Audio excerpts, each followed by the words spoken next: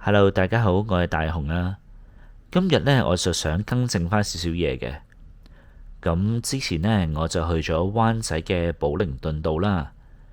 咁我就將呢條街嘅一啲歷史同另外一條街呢，倒轉咗。咁原來呢，呢個寶靈頓運河喺營運之前呢，呢個寶靈頓道已經存在噶啦。咁佢一路行到尾呢，其實就會去咗摩利神山道嘅。咁後來呢，就興建咗好多嘢啦，好多轉變啦。咁而家就變咗一條掘頭路。咁其實我呢，就從另外一條街叫做堅拿道啊，就有少少混淆咗。咁堅拿道呢，就真係當時嘅寶靈頓運河嚟嘅。咁而家呢，就改變咗好多啦。咁其實堅拿道呢，有分堅拿道東、堅拿道西，中間呢，就而家有條行車嘅天橋嘅。咁呢條行車天橋下低呢，就係以前嘅寶靈頓河啦。咁而家呢，就sort of 就叫做一邊暗渠啦。咁上邊係天橋啦。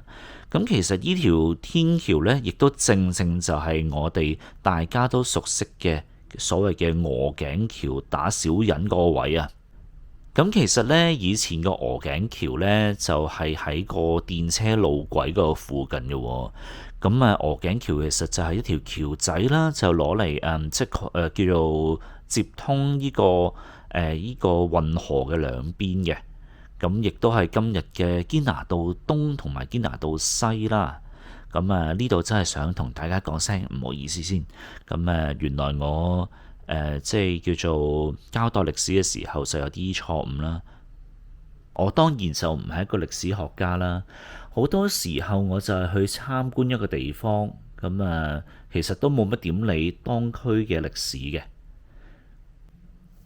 咁近排就有啲網民呢，就以為我呢個頻道呢係去介紹地區嘅。咁其實我都想澄清翻啦。其實絕對唔係嘅。我其實就冇呢個能力呢去介紹嘅，因為其實我去過嘅地方都叫做比較少啦。好多時候我都只係你當我係以一個遊客嘅身份去嗰度參觀一下，咁順便拍攝俾大家睇。其實只係咁樣嘅啫。好多時候呢，我係冇乜點樣去做準備嘅。其實我係好希望去俾一啲 surprise 自己嘅。好不幸啦。咁點知就惹來咗唔少誤會。今次呢，我就嘗試去破天荒講一講歷史啦。原來就錯晒啦，非常之抱歉。好啦。咁另外一樣嘢要同大家道歉嘅呢，就係我近排喺一啲新嘅片入邊呢，就開始講英文嘅。其實有一啲網民咧都鬧我啦，即係唔可以話鬧嘅，即係叫批評下啦。喂，大雄，你啲英文好差喎，不如你都係講翻廣東話啦咁樣。我都同意嘅。我啲英文都唔係即係咁好啦。其實講真嗰句，我廣東話都唔係咁好啦。有好多文法上嘅嘢，我都唔係好熟悉啦嚇。但係點都好啦。我都認真諗過。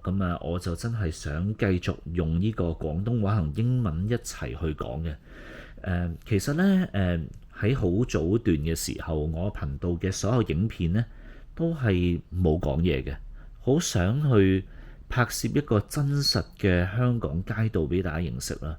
後來就有好多網民去鼓勵我啦，就開始用呢個廣東話去做一啲講述啦。